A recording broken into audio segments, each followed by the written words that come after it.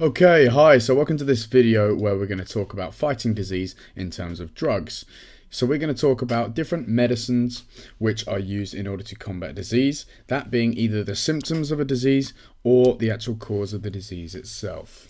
And so that is an important distinction, okay? So not all drugs are equal when we're talking about fighting a specific disease.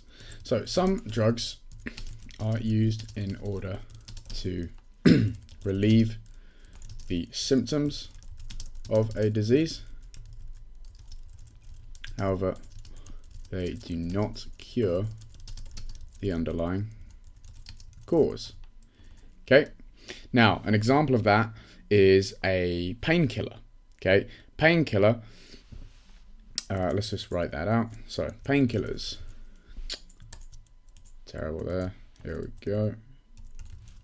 Painkillers, okay, so painkillers are drugs which relieve the symptom of pain and discomfort. However, they do not tackle the cause of the pain. So for example, let's say that you come out of surgery. Okay, when you come out of surgery, like major surgery, you would be in a tremendous amount of pain if you weren't full of painkillers. Okay, however, we have medicines such as things like morphine, which is a very strong painkiller, and weaker painkillers if you go all the way down to things like aspirin, paracetamol, etc. They basically combat pain. They stop us or reduce the feeling of pain that we experience. However, they do not cure the thing that causes the pain. Right? If you take a headache tablet, you're not curing the cause of the headache. You're stopping yourself feeling so uncomfortable by reducing the pain. Right? When you come out of surgery, let's say that you've had a massive incision in your arm or your leg or something like that, and you've had a bone repaired or something like that. Now, the morphine or the other painkiller that you're using is not going to fix the bone. It's not going to fix the tissues which have been damaged by the surgery. However, what it is going to do is stop or reduce the symptoms so you feel a bit more comfortable. So they're definitely useful, but there is a distinction between those kinds of drugs and others. Okay, so other drugs actually cure the problem or the issue, right? An example, so e.g. antibiotics. Okay, now an antibiotic is a drug specific for bacteria. Okay, so antibiotics kill bacteria or prevent the growth of bacteria, right? Different antibiotics work in slightly different ways, but the result is to eventually kill the bacteria. Okay, this cures diseases or conditions caused by bacterial infection by removing the pathogen. All right, for example, if you go back to my previous videos where I talk about diseases and what causes them, one bacterial disease is gonorrhea. Okay, gonorrhea is a sexually transmitted disease which can cause particularly nasty symptoms. Okay, let's say that an individual is infected with gonorrhea. Antibiotics can be prescribed in order to combat that problem. Now, what those antibiotics will actually do is kill the gonorrhea pathogen, right? And if they kill the gonorrhea pathogen, that pathogen is no longer going to be causing the problems which you see as symptoms. Right? Now the pathogen is gone, the symptoms will eventually clear up, and then the disease has been cured.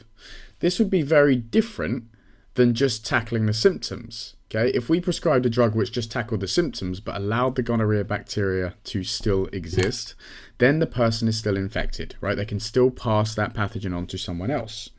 Whereas if you kill the pathogen, then that pathogen is now gone. It cannot be passed on to someone else. So eventually someone who has had gonorrhea is free of gonorrhea, and then they cannot pass that on.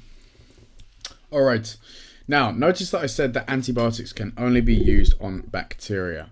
Okay, so antibiotics do not antibiotics. Sorry, there's bad spelling there, isn't it? Here we go. Antibiotics do not work on other types of pathogen.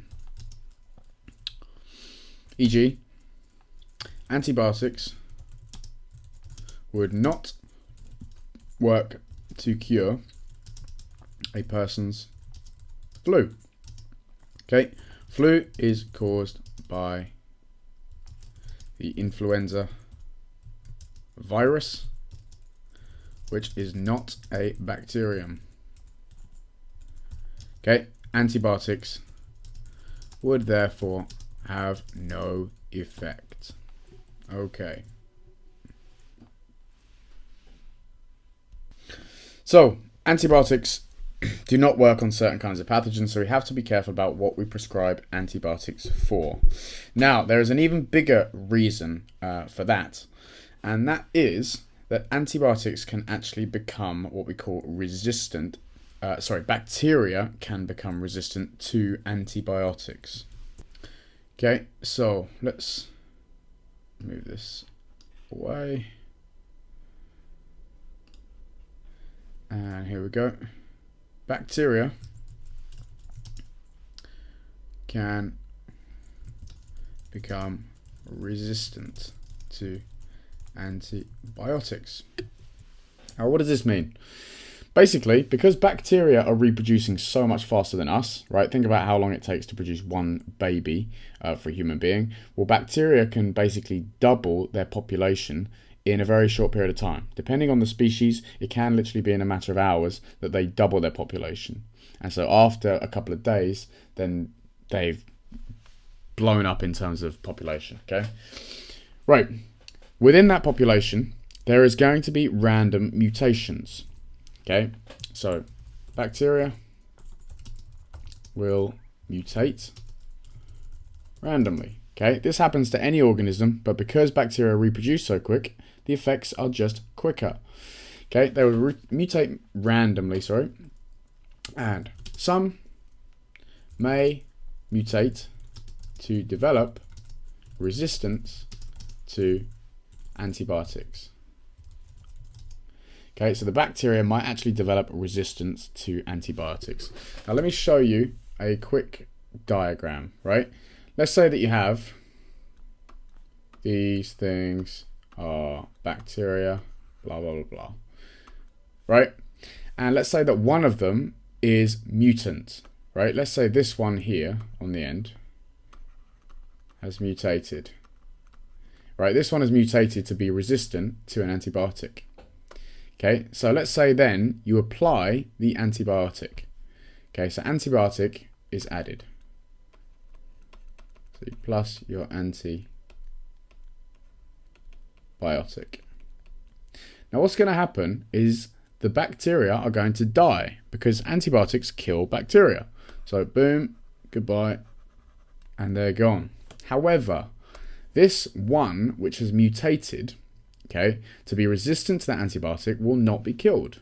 And so this is the only one that will reproduce. That will reproduce, it will double to produce 2, and then those 2 will double to produce 4. Right, and if you remember, the way that bacteria reproduce is that all of the offspring are completely identical to the parent. So these 4 down here, those are identical to what we started with. All of them now are antibiotic resistant. And so if we added antibiotic to these guys, nothing would happen because all of them are resistant to the antibiotic. Right, and then over time, those bacteria multiply and multiply and multiply, and then you have a load of bacteria which are resistant to the antibiotic. That antibiotic will now not work in killing these bacteria. Okay, now if you think the reason why so many of these bacteria are resistant is actually because you used the antibiotic. Otherwise, at the start of our scenario, most of the bacteria were not resistant and they're all multiplying. So the majority of the population would actually not be antibiotic resistant. But because we applied that selection pressure, that meant that every bacteria that hadn't mutated then dies. And so now what you have is your antibiotic resistant bacteria is the only one able to multiply. And so you have a large population of mutant bacteria which are antibiotic resistant. Okay. Now this can pose problems, right? Let me just get rid of this diagram.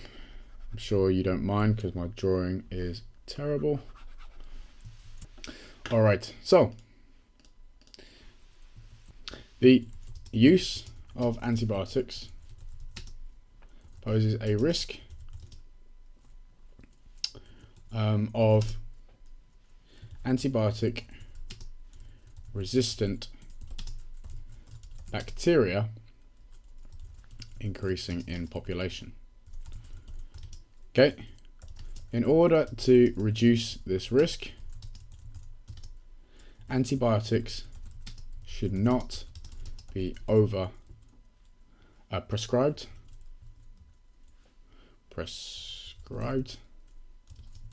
and only used when necessary.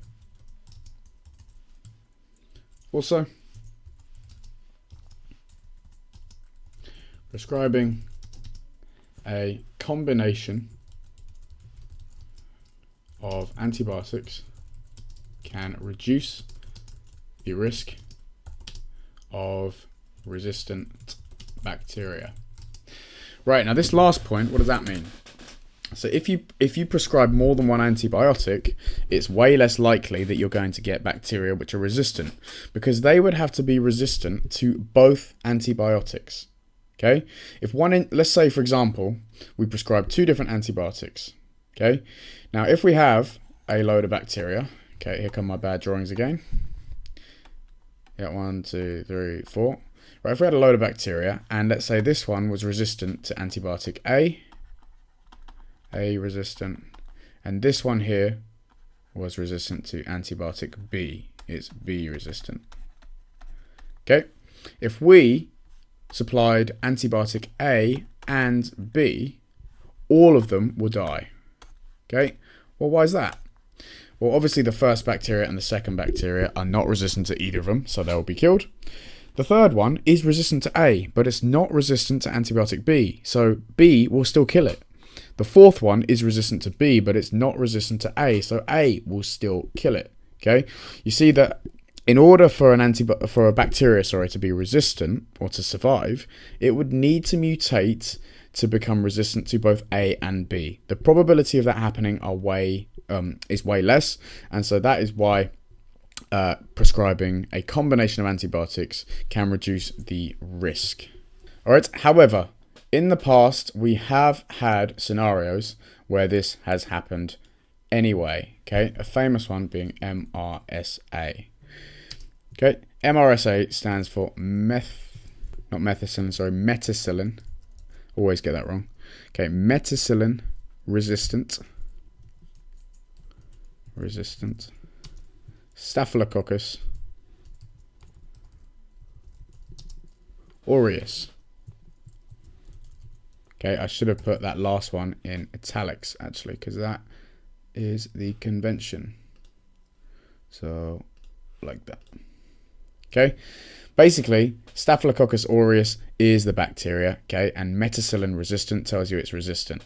Okay, but this basically, MRSA, so MRSA was a strain of bacteria which became resistant to multiple antibiotics, making it very difficult to contain. Okay, so it caused serious damage in hospitals as it infected patients via wounds, and many antibiotics would not work against the pathogen. Right, so it developed resistance to many different antibiotics, right? Methicillin being the main one, hence the name MRSA. Okay, but as it was resistant to all of these different antibiotics, it's very hard to contain. It meant it spread through hospitals, caused massive problems. Okay, it did cause hundreds and hundreds of deaths in hospitals. So it really was a big problem. It still is an issue now, but nowhere near as much because we have developed new drugs which have controlled it. Okay. Right, now that was a lot of me talking, so I think I'm going to stop there. I hope that has made sense. If it hasn't, and if you still have any questions, please feel free to post them in the box below, or send me a direct email using the link in the description box. But as usual, please like and subscribe these videos because it does really help me out, and you'll be notified, of course, when new videos become available. But thanks very much for listening, and I look forward to seeing you in the next one.